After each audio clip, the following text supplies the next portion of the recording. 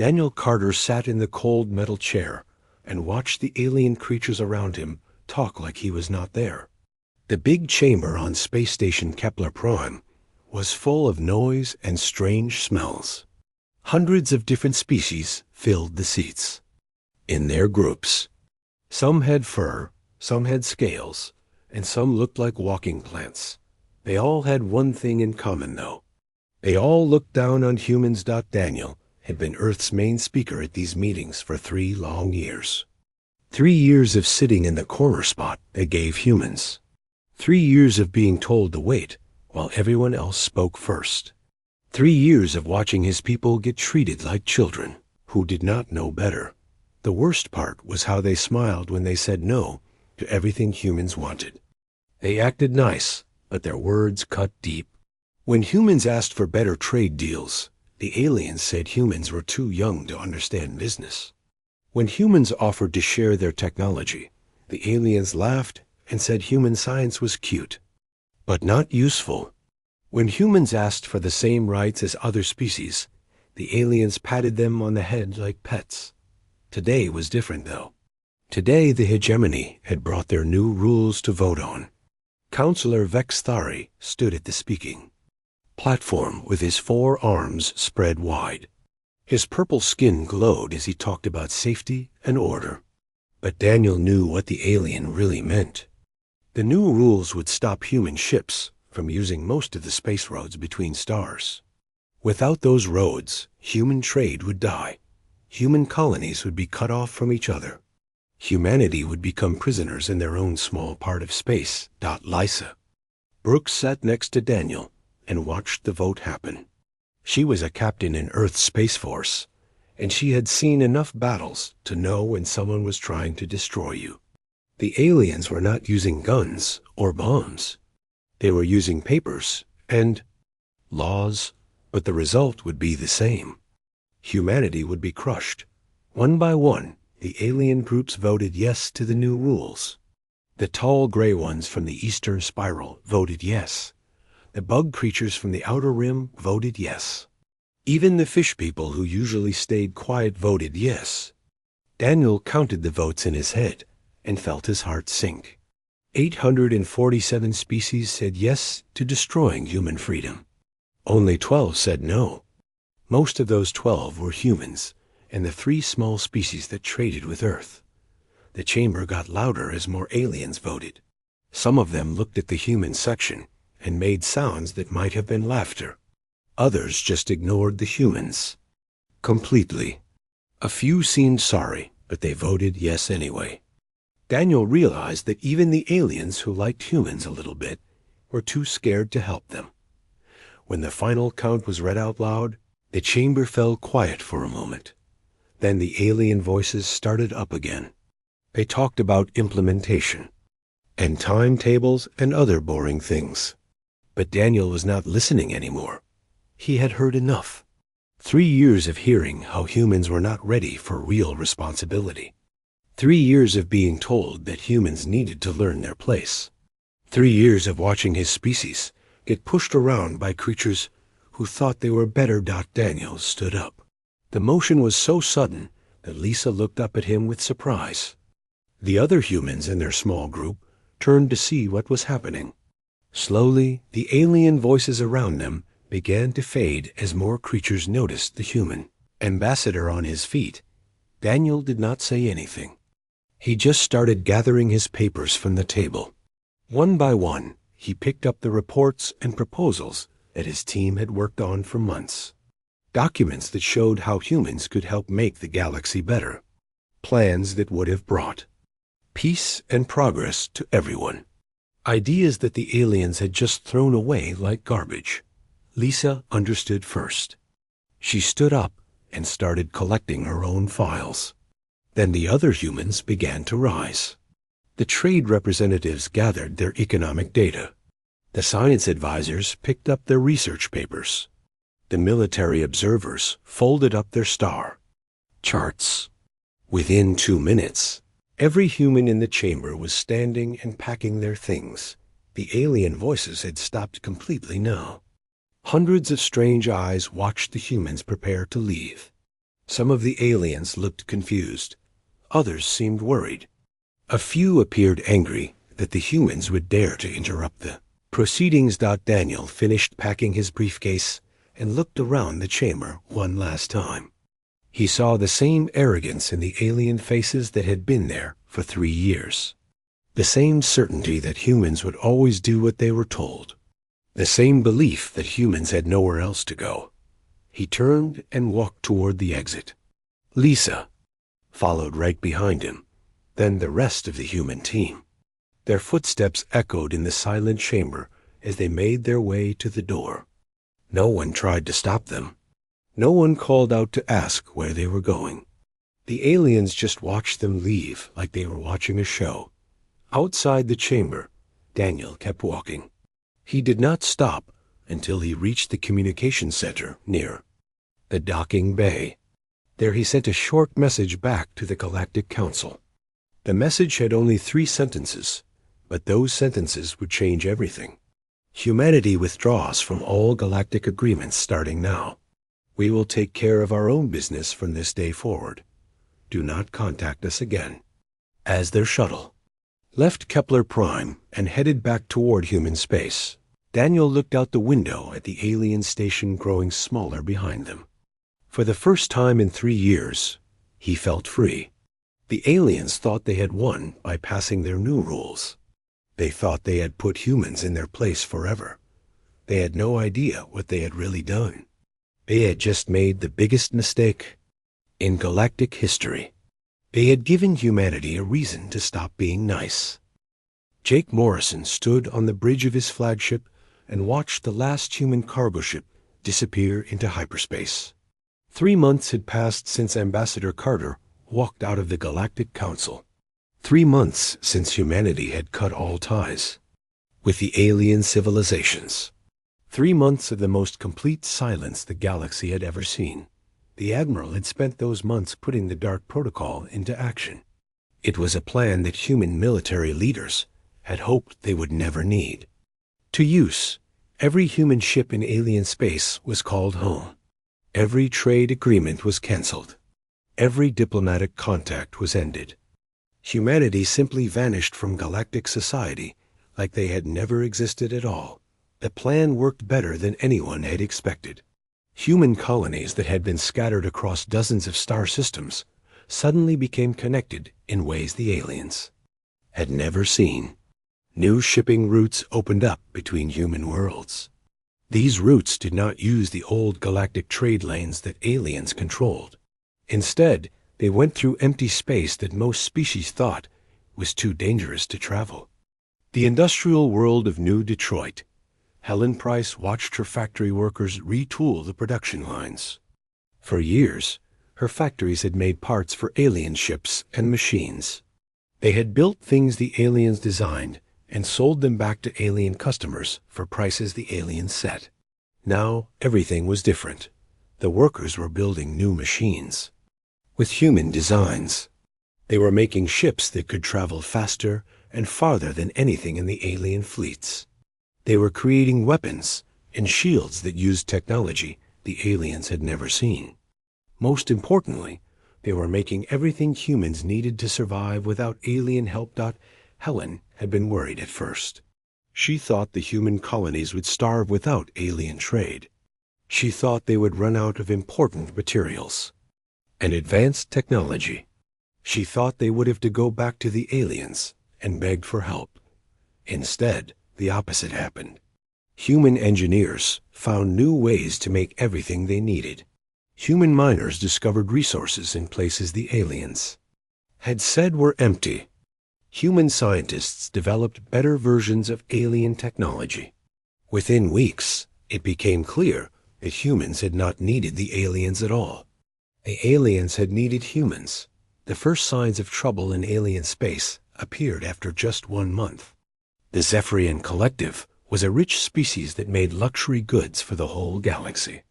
But their factories needed rare metals that only human miners knew how to extract efficiently. When the human supply ships stopped coming, Zephyrian production ground to a halt. Their stock prices crashed, and their workers lost their jobs. Food shortages started in the second month. Many alien worlds had grown dependent on human agricultural products. Human farmers were better at growing food in difficult conditions than most species. They had special techniques for making crops grow in low gravity or poor soil. When human food shipments stopped, dozens of alien worlds faced hunger for the first time in centuries. The worst problems came from the collapse of shipping networks. Humans had been running cargo routes that connected thousands of alien worlds. They moved goods faster and cheaper than any other species. Their ships were more reliable, and their crews were more skilled. When all human vessels disappeared overnight, the entire galactic economy began to break down. Ryan Peters worked in human intelligence, and his job was to monitor alien communications. He spent his days listening to intercepted messages between alien governments. What he heard told the story of a galaxy in panic. The aliens had always assumed that humans were just one small species among thousands. They thought losing human participation would be a minor inconvenience at most. They had no idea how deeply human skills and knowledge had become woven into their civilization. Alien leaders who had voted to restrict human movement now faced riots on their home worlds. Species that had laughed at human technology now struggled to maintain their own inferior systems. Military commanders who had dismissed human capabilities now worried about defending trade routes that humans used to patrol. The council sessions on Kepler Prime became desperate affairs. Ambassador Thelanara of the Confederation was the first to suggest reaching out to humanity. She sent carefully worded messages to human space asking for dialogue. The messages went unanswered. She tried again with offers of better trade terms. Still no response. Finally, she sent direct pleas for help with the growing crisis. The silence from human space remained complete. Other species tried their own approaches. The Eastern Alliance offered to share advanced technology with humans. No response. The core worlds promised humans equal voting rights in the council. No response. Even the proud hegemony swallowed their pride and offered to make humans full partners in galactic government.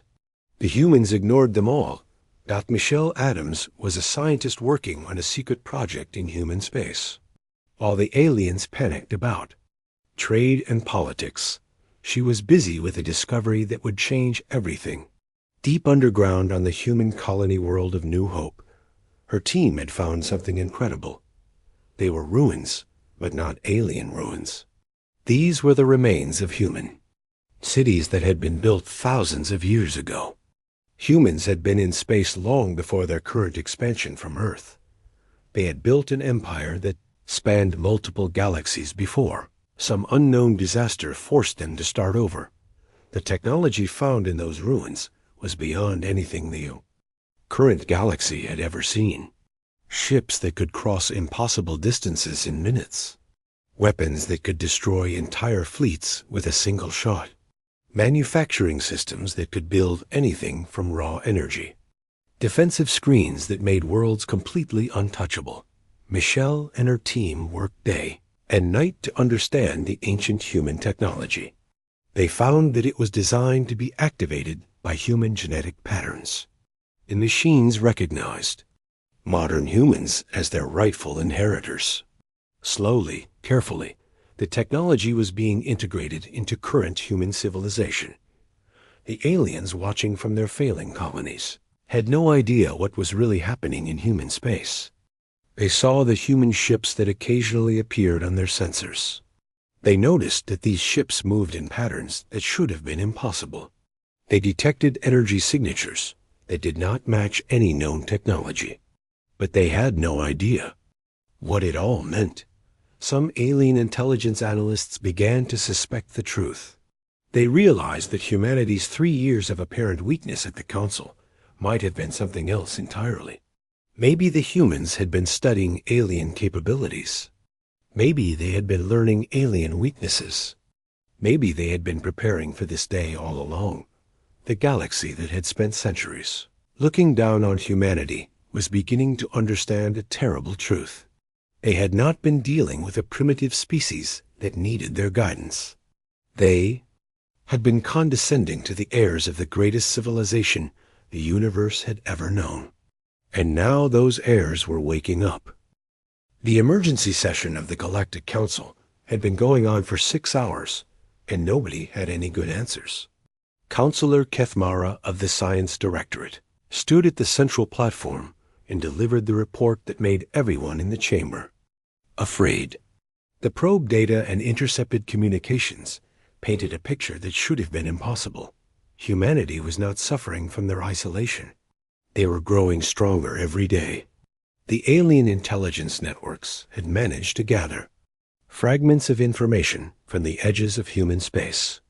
What they learned made no sense according to everything the galaxy thought it knew about humans.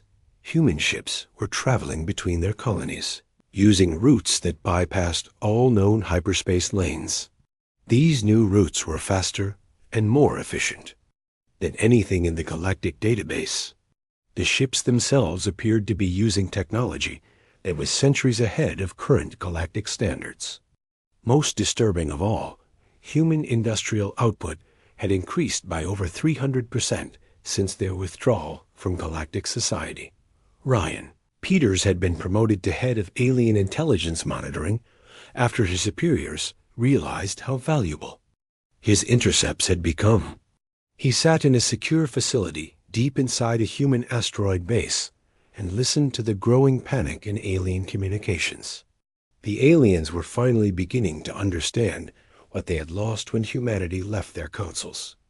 Ryan was more interested in what the aliens were trying to discover about human activities. Their spy networks were working overtime to penetrate human space. So far they had failed completely, but their efforts told Ryan everything he needed to know about alien capabilities and intentions. The probe that had been sent to observe the human system of New Harmony had collected data that terrified the alien analysts. The system showed massive construction projects that had been completed in just 3 months. Shipyards that could build vessels larger than anything in the alien fleets. Manufacturing complexes that dwarfed the industrial capacity of entire alien civilizations. Most shocking of all was the energy readings from the planet's surface. The power signatures indicated technology that should not have existed anywhere in the known galaxy. When alien scientists tried to analyze the data, their computers could not even classify what they were seeing. Michelle Adams had been working around the clock to integrate the ancient technology into modern human systems. The ruins on New Hope had yielded secrets that changed everything humans thought they knew about their own history. The ancestors had not just been spacefaring. They had been the masters of multiple galaxies before some great catastrophe forced them to retreat to primitive conditions on Earth. The technology was designed to recognize human genetic markers and activate only for true descendants of the original builders. This meant that modern humans were not just another species struggling to find their place among the stars. They were the rightful inheritors of the most advanced civilization that had ever existed. The integration process was delicate and dangerous. The ancient machines contained power sources that could destroy planets if mishandled. The weapon systems included devices that could eliminate entire star systems. The defensive technology could make human worlds completely impregnable to any conceivable attack. But the most important discovery was the navigation database. The ancient humans had mapped not just their local galaxy, but dozens of others. They had found routes through dimensions that modern science barely understood. They had built a network of hidden bases and supply depots that spanned incredible distances. When Michelle's team activated the first ancient navigation beacon, human ships suddenly gained access to travel methods that made conventional hyperspace look like walking. A journey that used to take weeks could now be completed in hours. More importantly, these routes were completely invisible to alien detection methods. The aliens trying to spy on human activities found themselves looking at ghosts. Human ships would appear on sensors for brief moments before vanishing completely. Human colonies would show massive energy spikes that disappeared before proper readings could be taken. It was like humanity had gained the ability to exist in multiple dimensions. At once, Dr. Sarah Kim was leading the team that studied alien technology and compared it to the ancient human designs. What she found was both amusing and disturbing. The aliens had spent thousands of years developing technology that the ancient humans had considered primitive and outdated. The fastest alien ships were slower than ancient human cargo vessels. The most powerful alien weapons were weaker than ancient human tools.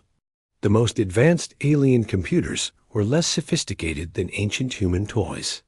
The entire galactic civilization was built on technology that humanity's ancestors had abandoned as obsolete. But there was a darker discovery buried in the ancient records. The catastrophe that had destroyed the original human empire was not a natural disaster or alien invasion. It had been a civil war between different factions of humanity itself.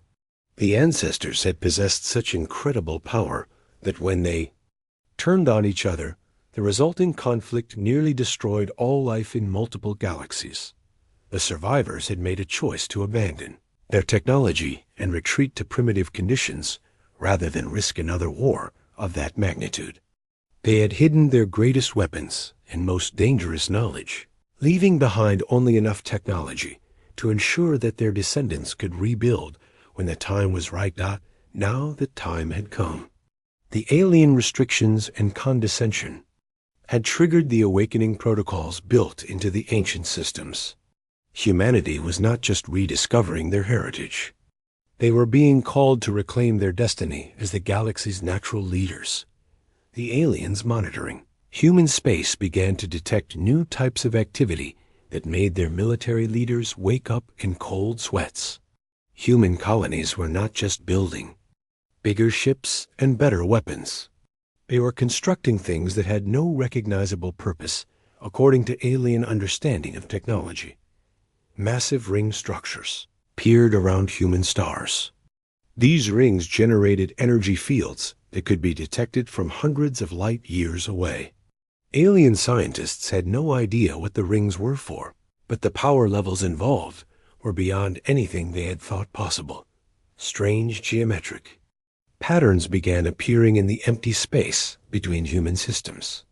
Long-range sensors detected artificial objects arranged in complex formations that seemed to serve no tactical or economic purpose. The aliens spent weeks trying to understand the patterns before one terrified analyst suggested they might be seeing the framework for something much larger. The breakthrough came when an alien intelligence probe managed to intercept a fragment of human communication. The message was heavily encrypted and mostly incomprehensible, but one phrase came through clearly. The humans were talking about Phase 1 completion and moving to full activation. The implications hit the alien leadership like a physical blow. Everything they had observed in human space was just the beginning. The shipyards, the energy rings, the mysterious formations in space were all preparation for something bigger. Humanity was building towards some goal that the aliens could not even imagine. Counselor Vexthari of the Hegemony called another emergency session and made a proposal that would have been unthinkable just months earlier. He suggested that the galaxy should consider making concessions to humanity before whatever they were planning came to completion. Other counselors shouted him down, but privately many were beginning to think the same thing. The proud alien civilizations that had ruled this galaxy for millennia were discovering that they might have awakened something they could not control. Humanity's patient endurance of alien condescension had not been weakness. It had been preparation. And now the galaxy was about to learn what humans could really do when they stopped pretending to be inferior. Admiral Korvac of the Krolix Empire made the decision that changed galactic history forever.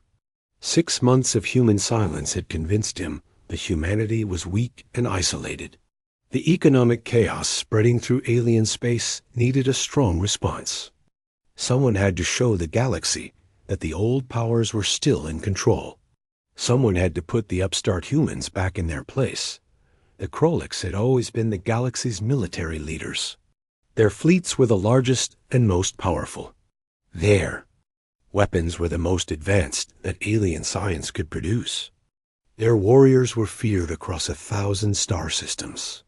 If anyone could force humanity back to the negotiation table, it would be them.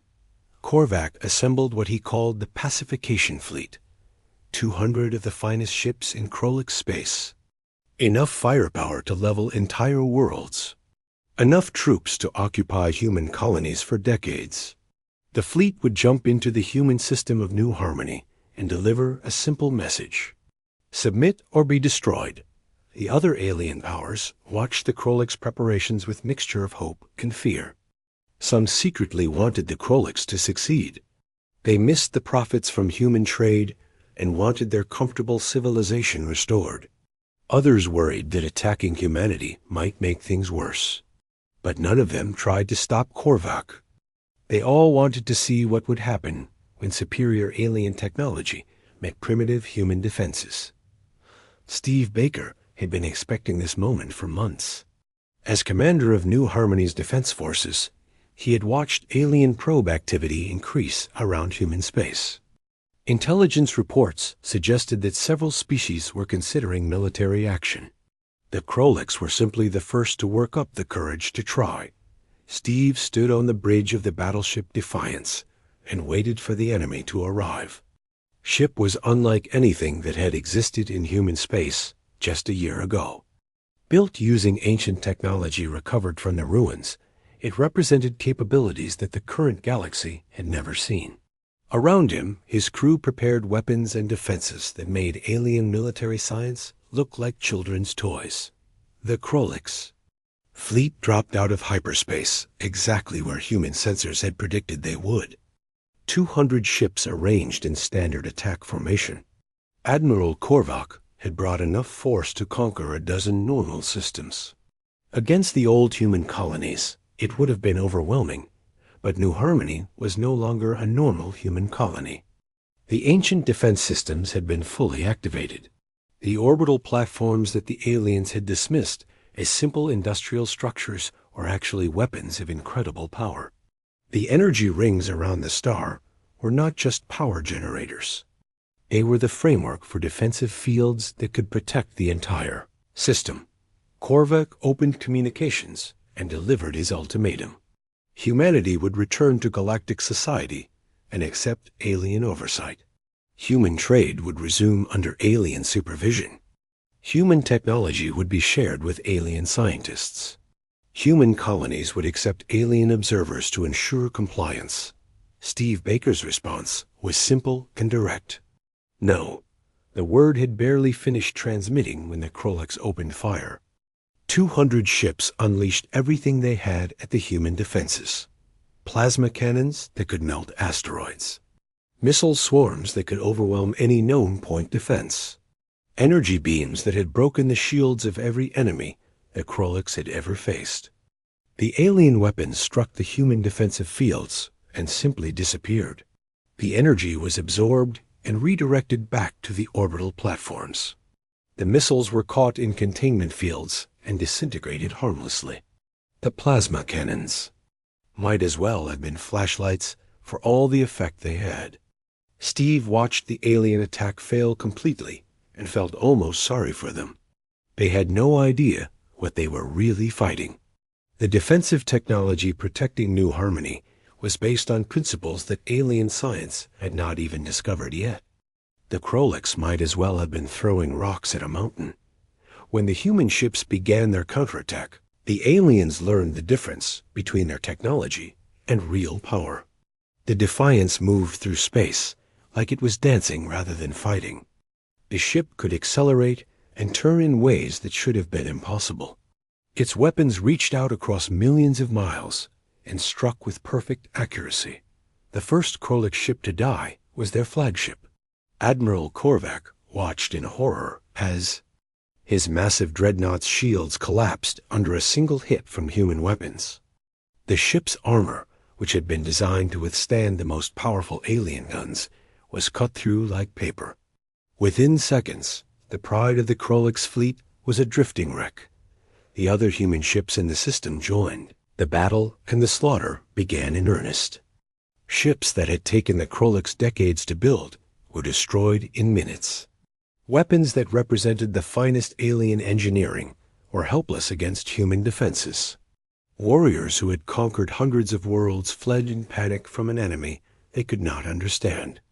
17 minutes after the battle began, it was over. Half the Krolix fleet was destroyed. The rest were retreating as fast as their damaged ships could carry them. Admiral Korvac's great pacification force had been utterly crushed by defenses they had not even known existed. But Steve Baker was not finished. The ancient human records contained detailed information about every alien civilization in the galaxy. Their military capabilities, their communication networks, their defensive installations. Everything humanity needed to demonstrate the new balance of power. Patricia Kim worked from a hidden facility on Earth and coordinated what human intelligence called the demonstration. It was not an attack meant to conquer alien worlds. It was a surgical display of capability designed to show every species in the galaxy that the old rules no longer applied. Within hours of the Krolix defeat, alien military installations throughout their empire began experiencing systematic failures. Communication satellites went dark without explanation. Defensive platforms powered down despite having full energy reserves. Command bunkers found their most secure systems infiltrated by programs that should not have been able to exist. The Krolix military database was accessed and completely copied before being wiped clean. Decades of strategic planning and tactical information simply vanished. Security codes that had taken years to develop were changed randomly. Supply schedules were scrambled. Orders were corrupted. The entire Krolix war machine ground to a halt in a matter of hours. Other alien powers watched the Krolix collapse and realized that humanity could reach any world and disable any defense without ever leaving their own space. The galaxy's most advanced civilizations discovered that their proudest technological achievements were vulnerable to human capabilities they had never imagined. The hegemony quietly canceled their planned military exercises near human space. The Eastern Alliance recalled their scout fleets and began reviewing their defensive capabilities. Even the proud core worlds started building new fortifications and wondered if they would be enough. News of the Krolix defeat spread through galactic networks within days. The official reports tried to minimize what had happened. They spoke of equipment failures and communication breakdowns. But the truth leaked out through military channels and commercial networks. Humanity had crushed the galaxy's premier military power without breaking a sweat. Species that had been considering their own attacks on human space suddenly found urgent reasons to improve relations with their neighbors instead. The hunters had discovered that they were prey. The predators had learned that they were food. And they had never even realized what they were really dealing with.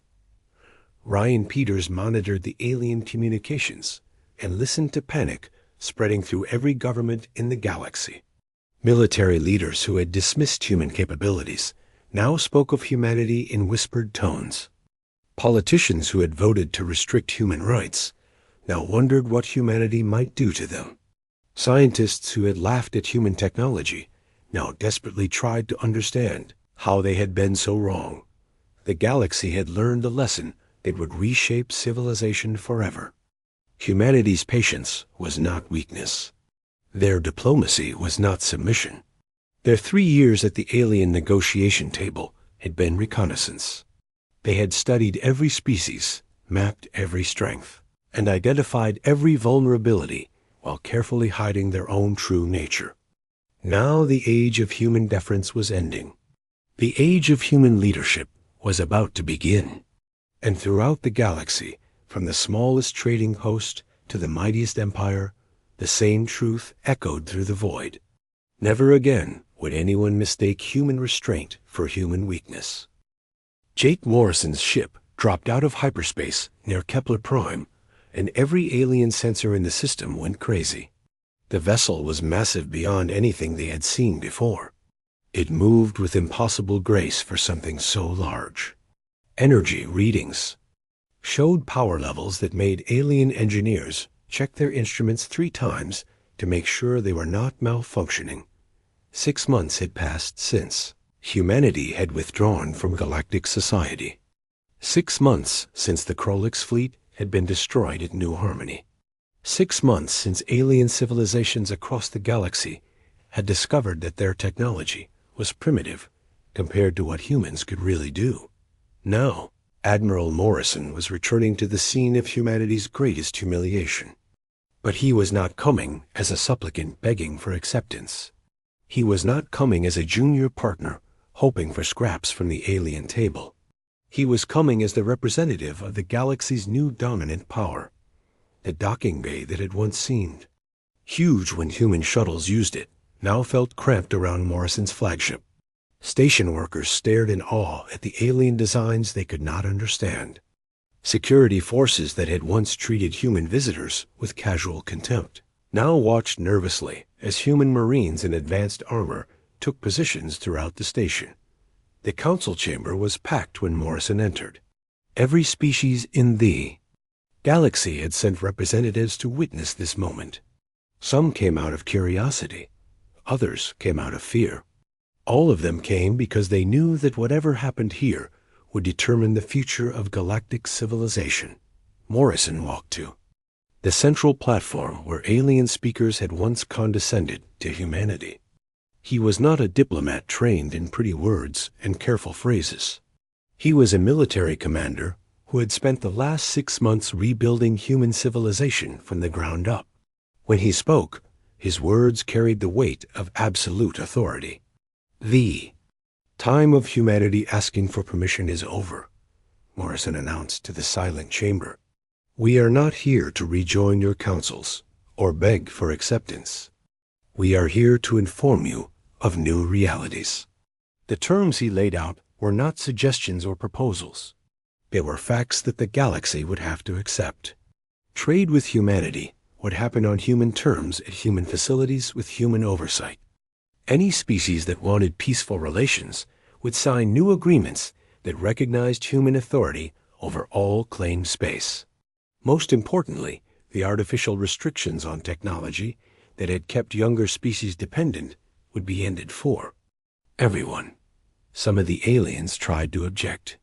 Counselor Vextari of the Hegemony stood up and spoke about tradition and established order. He talked about the wisdom of experience and the dangers of rapid change. His words sounded hollow in the face of human power that had just reshaped the balance of galactic politics overnight.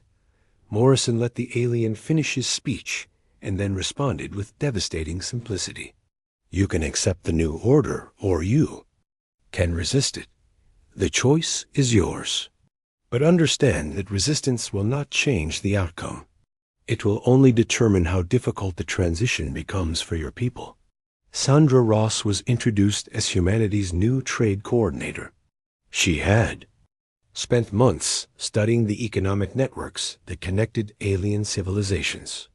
Her team had identified every bottleneck, every critical supply route, every point of vulnerability in the galactic economy. The restructuring she outlined would end the artificial scarcity that had kept many species subservient to the older powers. Technology that had been restricted to maintain political control would be shared freely. Resources that had been hoarded by a few wealthy worlds would be distributed according to need rather than political influence. Species that had built their power on controlling others through technological dependency would need to find new economic models. The age of keeping entire civilizations backward to maintain superiority was ending. From now on, advancement would be based on merit and capability rather than political connections. The hegemony tried to organize resistance to the new order. They sent secret messages to other traditional powers, suggesting a coalition to maintain the old ways.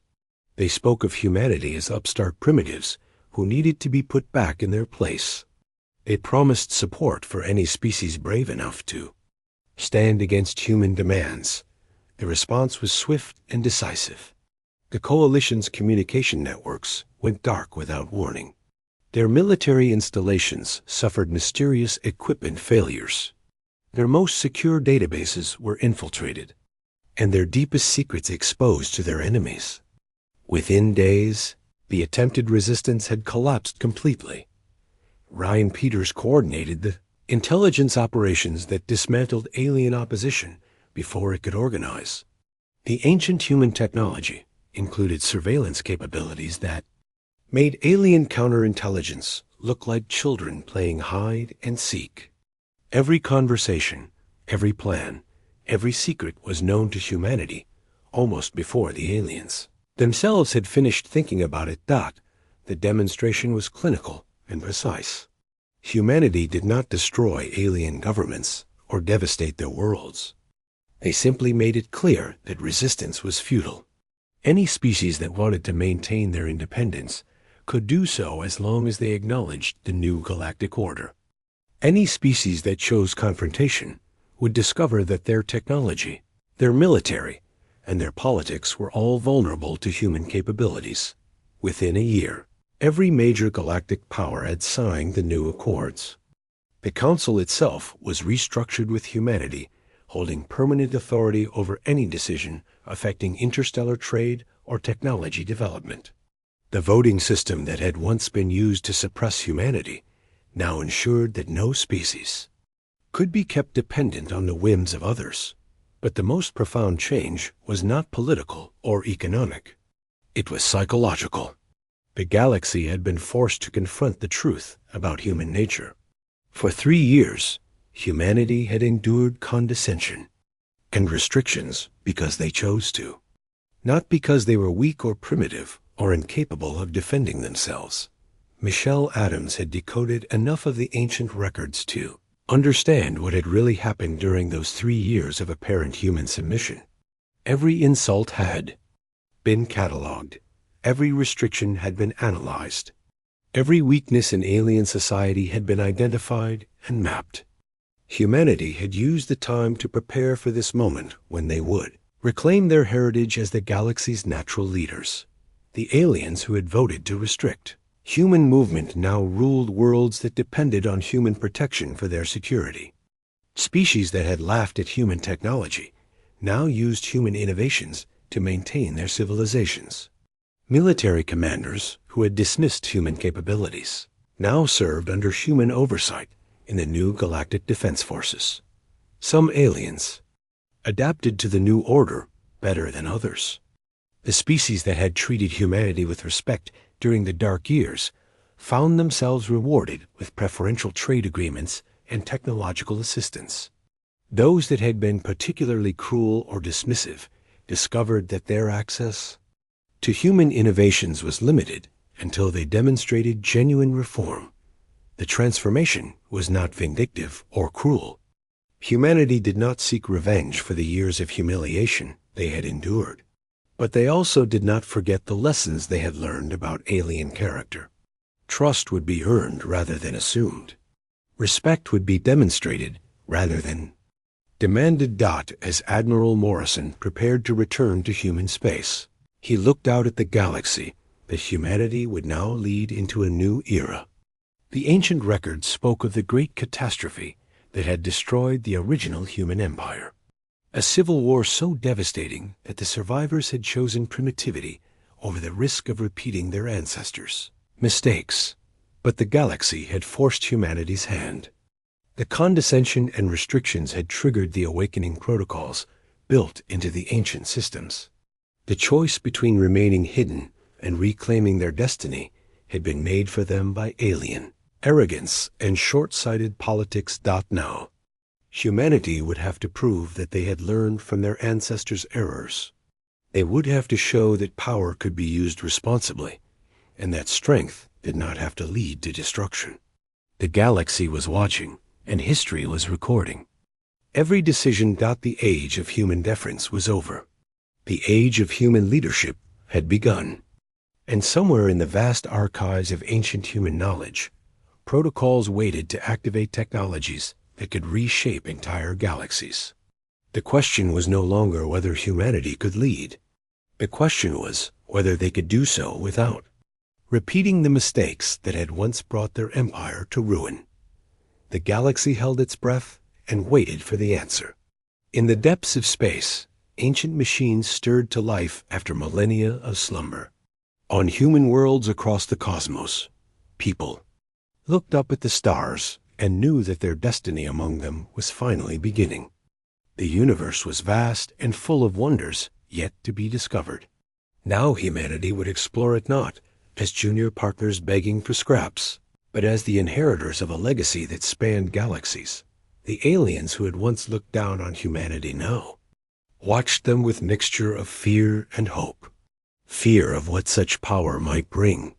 Hope that wise leadership might create something better than what had come before. Only time would tell which emotion would prove justified, but one thing was certain. The galaxy would never again mistake human patience for human weakness. The species that had chosen diplomacy over warfare, cooperation over conquest, had revealed their true nature.